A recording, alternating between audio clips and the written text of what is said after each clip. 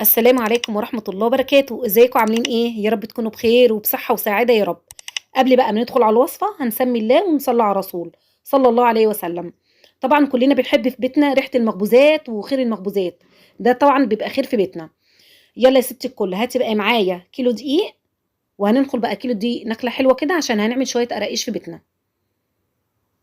هننخل بقى كيلو دقيق، وهرش عليه رشة ملح ومعلقة كبيرة لبن بودرة. الدقيق هنا عندي جميع الاستخدامات، عندك لبن بودرة حطي، ما عندكيش خلاص مش اساسي معايا في الوصفة، انا بس ايه بدي تطعيمة اكتر يعني اغنى في القراقيش، بس هي مش من الاساسيات معايا. ومعايا معلقة كبيرة خميرة فورية، يعني كيس خميرة فورية. وهحط 5 معالق سكر. عايزة تقلي قلي، بس السكر هنا معايا مبيبقاش باين، بس بيبقى اللقمة نفسها بتاعت القرقوشة بتبقى طعمها كويس يعني ايه، مظبوطة يعني.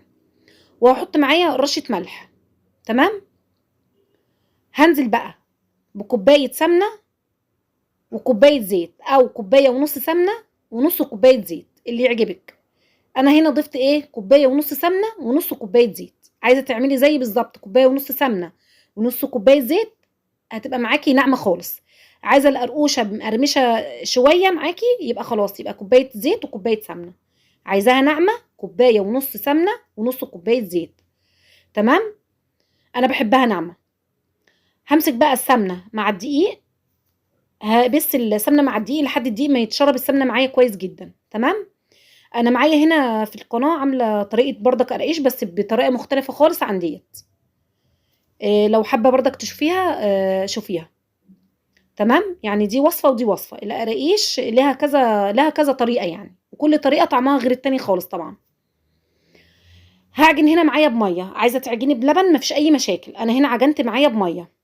خدت معايا كوباية ونص مَيّة، ممكن تاخد معاكِ كوبايتين، ممكن تاخد معاكِ كوبايتين وربع، طبعًا حسب هنا نوع الدقيق. في دقيق بيشرب سوائل أكتر وفي دقيق لأ. هاعجن بقى القرقاش معايا كويس جدًا. حابة تضيفي شمر وينسون أضيف أنا في القراقيش اللي عاملاها على القناة اللي قبل ديّة، كنت حاطة شمر وينسون، دي مش حاطة لها ولا شمر ولا ينسون، فده بيرجع لِك أنتِ. بس أنا عامةً باحب الشمر والينسون في المعجنات يعني. بس أنا باحب أغيّر، فالمرّة دي ما حطيتش شمر وينسون. عايزة تحطّي سمسم حطّي سمسم. خلاص عجنت العجينة وهاركنها معايا عشان هاشكّلها على طول، أنا عجنت وهاشكّل على طول. في حتّة هنا خطوة باحب أعملها في القراقيش. أنا لمّا باجي أحط العجوة في القراقيش أو سواء هاعملها سادة، باحب ألفّها رول. تمام.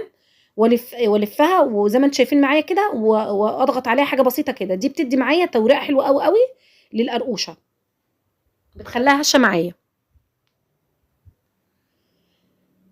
بس كده هاقطّعها، طبعًا هاعمل قرقيش معايا صغنّنة، يعني يا دوبك القرقوشية يا دوبك على قد إيه قطمة كده أو قطمتين معاكِ في الأكلة أو في تسقية الشاي أو اشربيها طبعًا مع نسكافيه زي ما تحبّي يعني. نسيت أقول حاجة، كيلو دقيق باحط عليه معلقة كبيرة baking powder. دي برضك بتساعد معايا مع الخميرة إنها بتخلّي المخبوزات معايا خفيفة جدًا وهشة. عايزة برضك تعملي القراقيش سادة خالص ما فيش مشاكل، عايزة تحشيها عجوة وملبن تمام. أنا هنا باعمل معاكم الإيه، التشكيلة باوريكم إنها تطلع مورقة معاكم، إن تفردوا العجينة كورة، كورة وتلفوها رول، فكده هتطلع معاكم العجينة مورقة من جوّه وجميلة جدًا. وبرضك بالعجوة نفس الكلام، هتشوفوها معايا دلوقتي. اللي يوصل لحد هنا بقى صلّى على الرسول صلى الله عليه وسلم، عليه أفضل الصلاة والسلام. بس كده. العجوة معايا هنا طبعًا إيه، أنا هافردها معايا عشان تبقى القرقوشة كلّها مليانة عجوة، وهتشوفوا معايا باعملها إزاي. زي ما أنتم شايفين كده هاحطها بقى على الناحية التانية العجينة وألفها، وأي زيادات باعملها بالسكينة، باحوشها بالسكينة. هاقطّعها برضك معايا، وطبعًا الصاج هادهنه بمادة دهنية كده إيه خفيفة خالص. وبس كده هاسيبها بقى لمدة إيه، ساعة تخمر، عشان إيه إحنا ابتدينا الجو دلوقتي إيه، يعني ابتدى يسقّع مش الجو مش حَر، لو حَر هتاخد معاكِ نُص ساعة وتخمر على طول، في الساقعة ممكن تاخد معاكِ ساعة، ساعة ونُص. أول بقى ما تعلى تخمر هنسخّن الفرن كويس جدًا، جدًا على أعلى درجة حرارة، وهادخّل القرقيش معايا. وبعد ما أدخّلها هاهدّي النار على درجة 170، يعني أخلّي درجة الحرارة وسط. بس كده، وهتطلع معاكِ أحلى قراقيش بإذن الله، هتاخد معاكِ في الفرن حوالي ربع ساعة.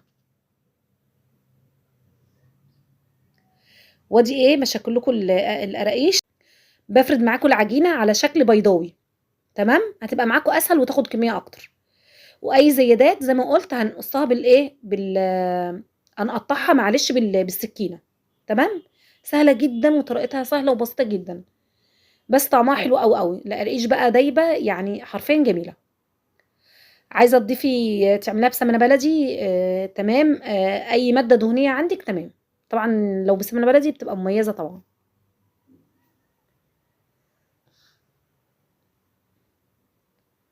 بس كده، هنقطّعها بقى وهنضيفها إيه، في الصاجة. يستحسن معايا بقى القراقيش اللي بالعجوة يعني في صاجة لوحديها، والسادة في صاجة لوحديها، عشان دي بتاخد تسوية ودي تسوية، تمام؟ بس كده باوريكم شكل العجينة وشكل الحشوة إيه، العجوة مليانة كلّها على آخرها. يالّا ربنا كده يحسن ما بين إيدِك يا ست الكل، القراقيش استوت معايا وطلعت زي الفل. باوريكم إنها هشة جدًا ومورقة، اللي وصل لحد هنا بقى لايك من إيديه الحلوة، واشتراك في القناة اللي ما اشتركش، وكومنت كده حلو من إيديكم الحلوة، وأنا باحبكم في الله، واسيبكم في حفظ الله مع ألف سلامة، مع السلامة حبايبي، سلام عليكم.